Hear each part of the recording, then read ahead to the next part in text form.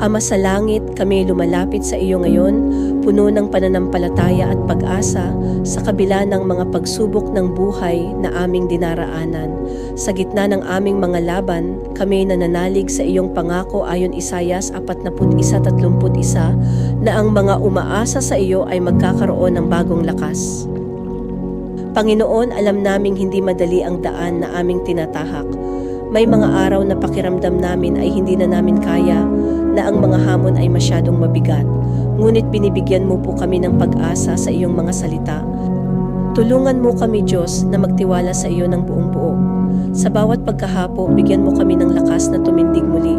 Sa bawat pagkakadapa, ituloy mo ang pagbigay ng tapang na magpatuloy.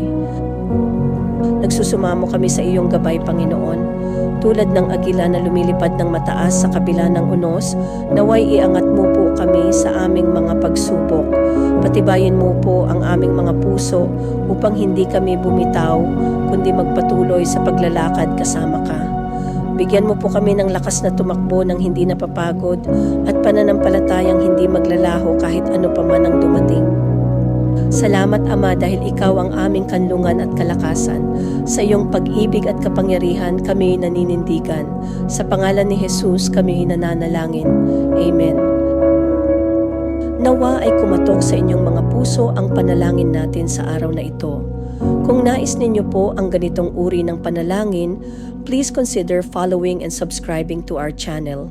Maaari ninyo rin pong ibahagi ang panalangin na ito sa inyong pamilya, kamag-anak o kaibigan. Hanggang sa muli po, may God bless you and your loved ones always.